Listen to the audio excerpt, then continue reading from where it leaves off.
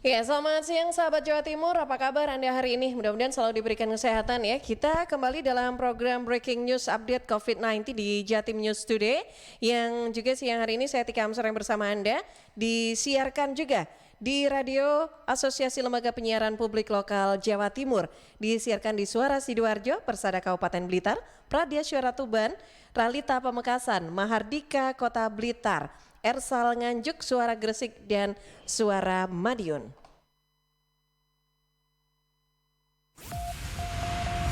Rangkuman kabar update penanganan COVID-19 untuk regional Jawa Timur segera sahabat simak dalam update COVID-19. Baik sahabat Jawa Timur, untuk siang hari ini edisi di hari Selasa ya 1 Juli, di Rabu ya 1 Juli 2020. Kita awali dulu dari laporan Billy Patopoy dari Suara Sidoarjo bahwa Dinas Kesehatan Kabupaten Sidoarjo himbau untuk tunda kehamilan di tengah pandemi. Billy, silakan dengan laporannya. Baik Katika dan sahabat pendengar Jawa Timur, ibu hamil atau bumil ini beresiko terpapar COVID-19 jenis baru. Karena itu Dinas Kesehatan Kabupaten Sidoarjo menyarankan ibu-ibu untuk menunda kehamilan selama masa pandemi ini.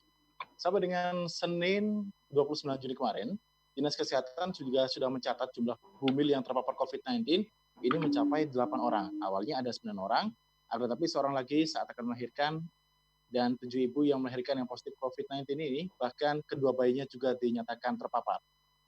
Untuk ibu dan juga balita lain juga menjadi pasien dalam pengawasan, karena itu ibu-ibu di Kota Delta tidak diminta untuk hamil terlebih dahulu. Ini seperti dikatakan oleh Ainun Amalia, selaku Kepala Dinas Pemberdayaan Perempuan, Perlindungan Anak dan Keluarga Berencana.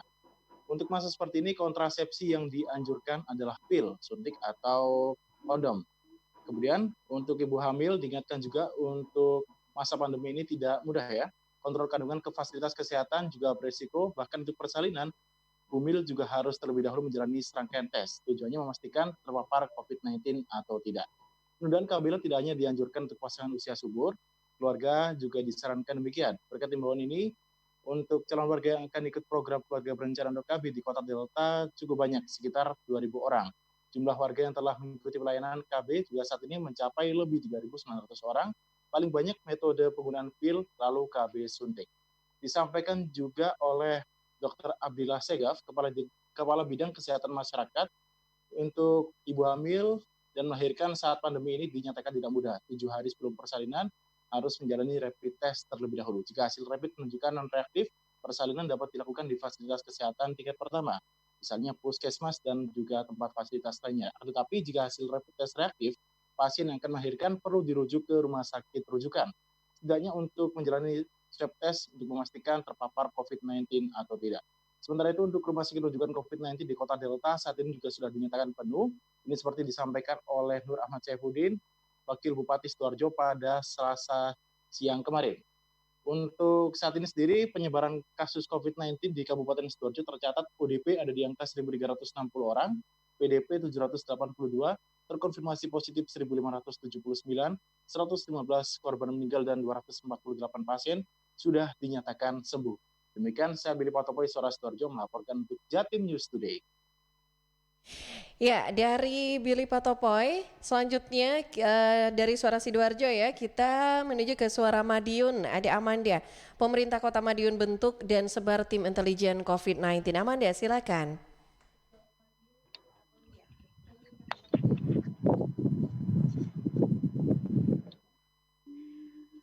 Baik, sahabat Jatim News Today, pemerintah Kota Madiun semakin memperkuat program penegak disiplin protokol kesehatan tangkal coronavirus agar warga sehat atau pendekar waras, yakni dengan membentuk tim intelijen khusus yang akan mengawasi masyarakat secara diam-diam, khususnya mereka yang melakukan pelanggaran protokol kesehatan. Wali Kota Madiun Maidi mengatakan sebanyak 30 orang dari berbagai unsur masyarakat di Kota Madiun ditunjuk sebagai anggota tim intelijen tersebut. Dari 30 orang dibagi ke 3 kecamatan. Tim intelijen bertugas untuk mencari dan mengumpulkan bukti pelanggaran protokol kesehatan, baik yang dilakukan oleh PKL, restoran, toko, mal, warga umum, maupun ASN. Kemudian bukti berupa foto atau video tersebut diserahkan kepada Satpol PP untuk dilakukan penindakan.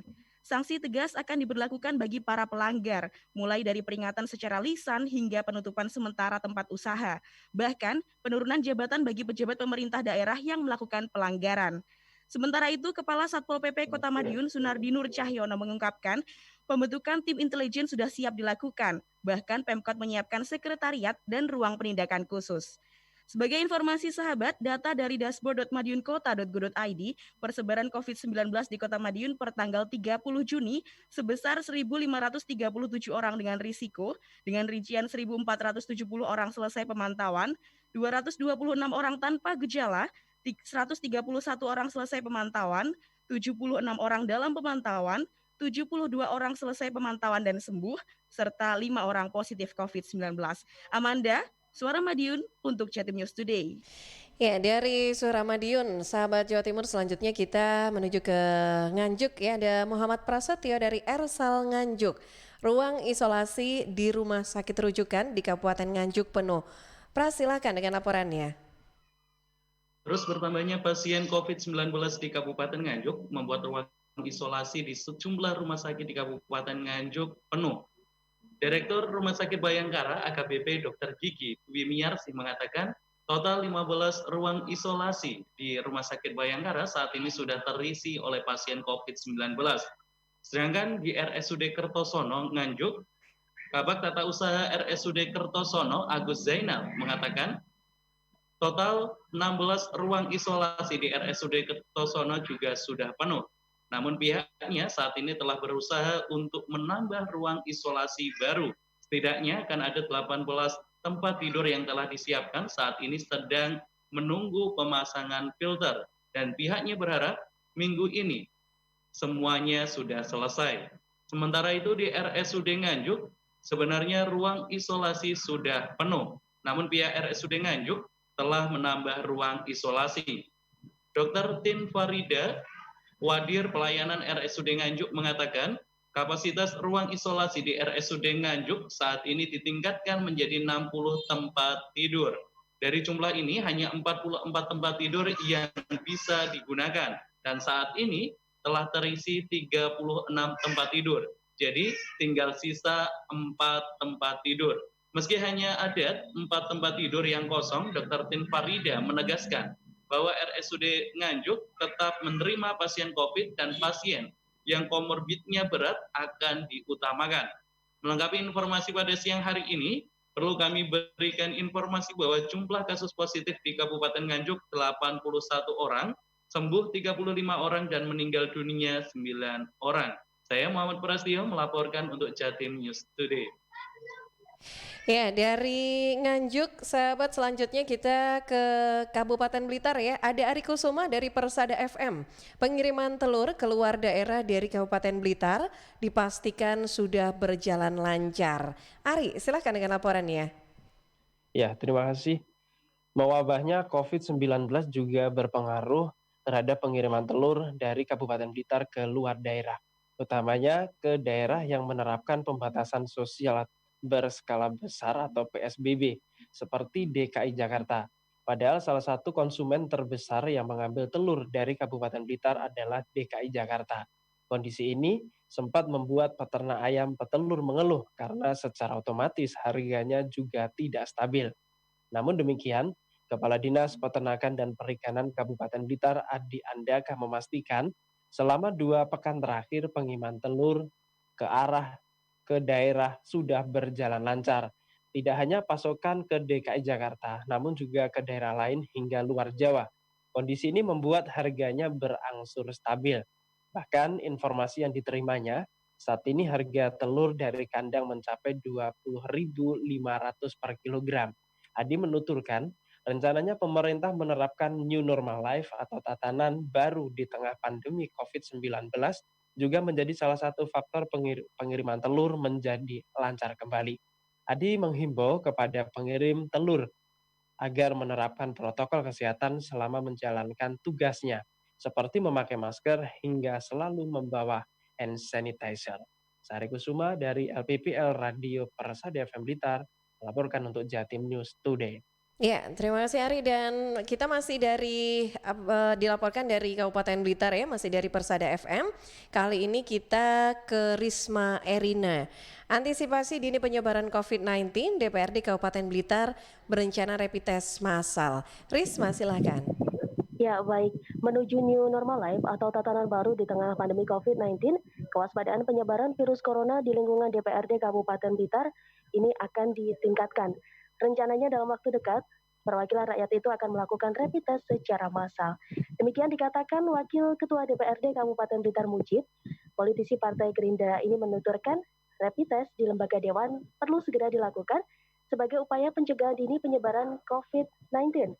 Selain itu, pihaknya mempertimbangkan selama beberapa hari terakhir, seluruh anggota Dewan ini melakukan pengawasan daerah dan menjaring aspirasi masyarakat melalui reses, sehingga kontak langsung dengan masyarakat dipastikan tidak dapat dikontrol dengan maksimal. Untuk itu, berdasarkan keputusan dari rapat pimpinan Dewan, direncanakan pada Rabu 1 Juli atau Kamis 2 Juli akan melakukan rapid test secara massal. Tidak hanya bagi anggota Dewan, ini melainkan juga seluruh karyawan yang ada di kantor DPRD. Mujib menambahkan sebenarnya sejumlah anggota Dewan sudah melakukan rapid test, namun secara mandiri. Kali ini rapid test dilakukan secara massal, secara institusi, dengan harapan bisa memutus rantai penyebaran COVID-19. Saya Risma Erina, LPPL Radio Persada FM Kabupaten Blitar, melaporkan untuk Jatim News Today. Ya, dari Kabupaten Blitar selanjutnya sahabat kita ke Pamekasan ya, ada Arifin dari Rarita FM. Bupati Pamekasan lepas 99 santri Sidogiri setelah hasil rapid test non-reaktif semua. Arifin, silakan dengan laporannya.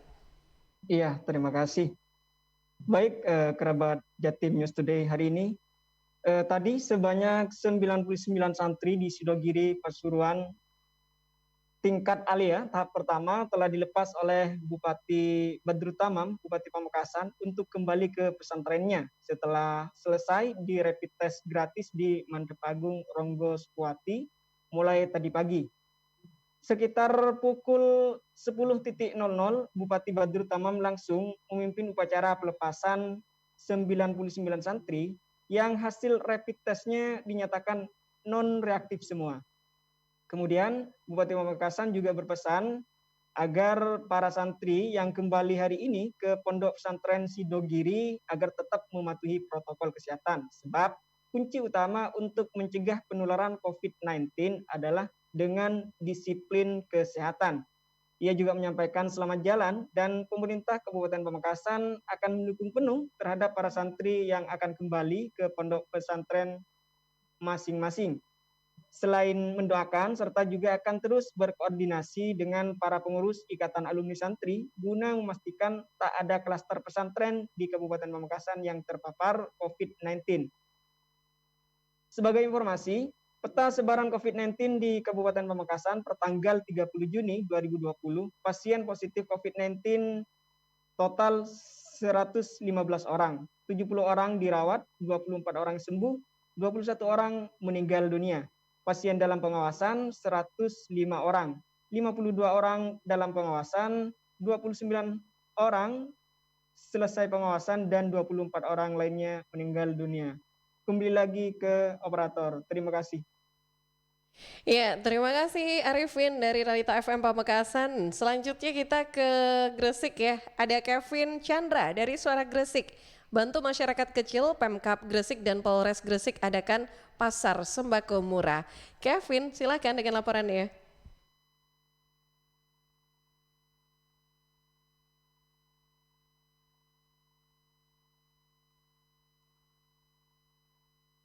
Ya, Kevin, ya bisa diulang kembali untuk laporannya Kevin. Oke, Kevin silakan. Oke, baik. Bantu masyarakat ekonomi kecil imbas COVID-19, Polres Gresik dan Pemkab Gresik adakan pasar sembako murah. Paket sembako dijual ke masyarakat hanya Rp50.000. Penjualan sembako murah didasarkan di stand produk unggulan dan aneka kuliner Gresik yang dibuka langsung oleh Wakil Bupati Gresik Muhammad Qasim. Muhammad Qasim mengatakan penjualan sembako murah tersebut untuk membantu masyarakat dalam mencukupi kebutuhan di masa pandemi COVID-19. Kegiatan ini juga bertepatan dalam memperingati Hari Bayangkara ke-74. Harapannya sembako ini juga bisa dimanfaatkan oleh banyak pembeli, terutama masyarakat golongan ekonomi kecil. Untuk sekedar informasi, sampai saat ini kasus positif di Gresik sebanyak 696 orang, dengan detail 544 orang dirawat di rumah sakit, 82 orang sembuh, dan 70 orang meninggal. Untuk jumlah OTP sebanyak 1.384 orang, lalu untuk PDP sebanyak 586 orang. Saya, Kevin Chandra, Suara Gresik, untuk Jatim News Today. Ya, baik, dari Gresik ya, ini kita selanjutnya menuju ke Kota Blitar, ada Kirana Nisa dari Mahardika FM. Hasil swab keluar, 13 petugas verifikasi faktual yang reaktif rapid test dinyatakan negatif corona. Kirana. Hasil swab tenggorokan 13 petugas verifikasi faktual Pilwali Kota Blitar 2020 yang sebelumnya reaktif rapid test secara keseluruhan dinyatakan negatif corona. Demikian disampaikan Rangga Bismaditya, Komisioner KPU Kota Blitar Divisi Sosialisasi Pendidikan Pemilih Partisipasi Masyarakat dan SDM saat dikonfirmasi di ruang kerjanya Selasa 30 Juni 2020.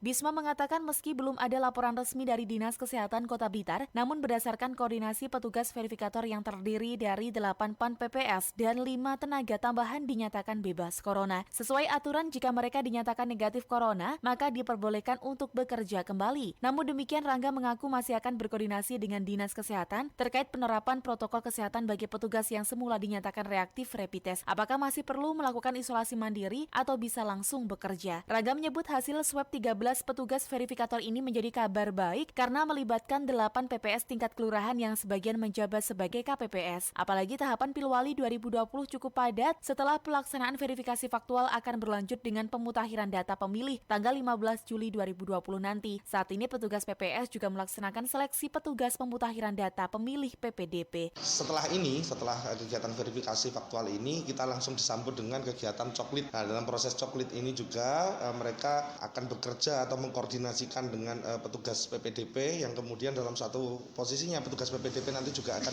direpit. Sebelumnya, Sobat KPU Kota Blitar melakukan rapid test terhadap 102 tenaga verifikator yang terdiri dari 63 petugas PPS dan 39 tenaga bantuan. Langkah ini sesuai dengan instruksi KPU RI untuk memastikan petugas verifikasi faktual bebas dari virus corona. Kirana Nisa, Mahardika FM.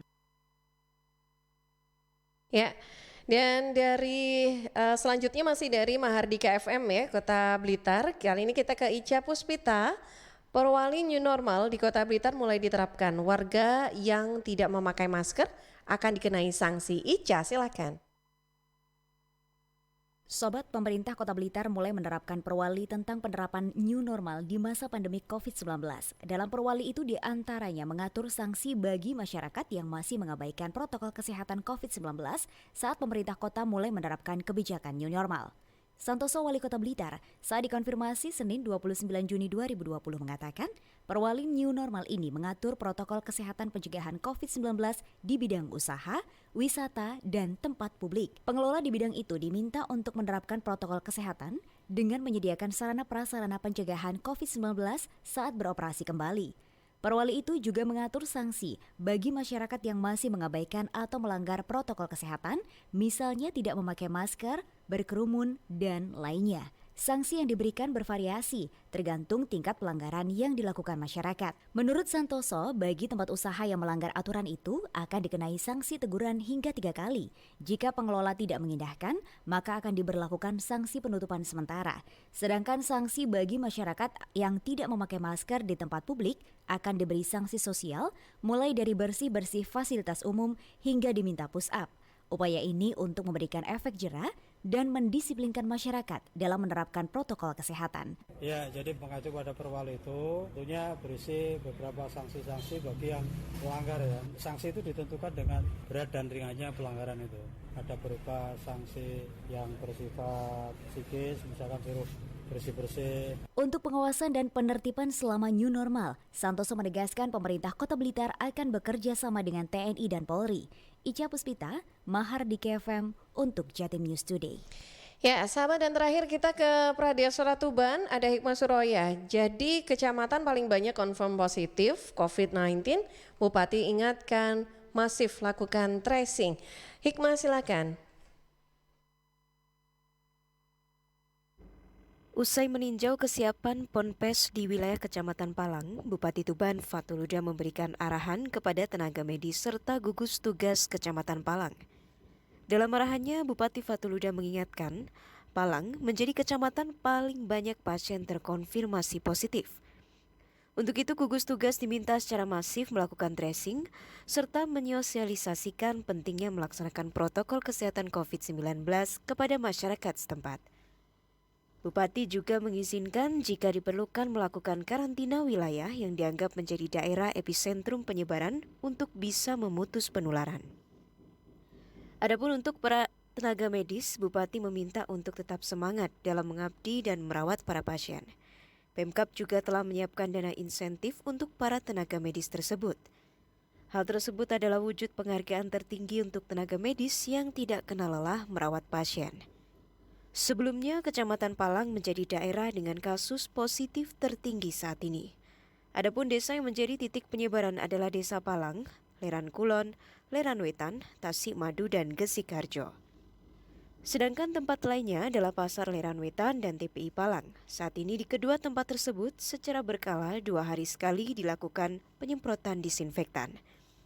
Hikmah Suroya, Pradya Suara Tuban untuk Jatim News Today. Ya, dan sahabat demikian untuk breaking news update COVID-19 dalam program Jatim News Today yang juga disiarkan serentak di radio Asosiasi Lembaga Penyiaran Publik Lokal Jawa Timur. Disiarkan di Suara Sidoarjo, Persada Kabupaten Blitar, Pradya Suara Tuban, Ralita Pamekasan, Mahardika Kota Blitar, Ersal Nganjuk, Suara Gresik, dan Suara Madiun. Anda bisa ikuti kembali setiap Senin sampai Sabtu jam 11.05 waktu Indonesia Barat. Saya Tika Amsar dari Suara Sidoarjo. Selamat siang. Perkembangan penanganan COVID-19 untuk wilayah regional Jawa Timur sudah sahabat simak dalam update COVID-19. Update COVID-19 bisa sahabat simak Senin sampai Sabtu jam 11 siang. Persembahan dari Asosiasi Lembaga Penyiaran Publik Lokal Jawa Timur.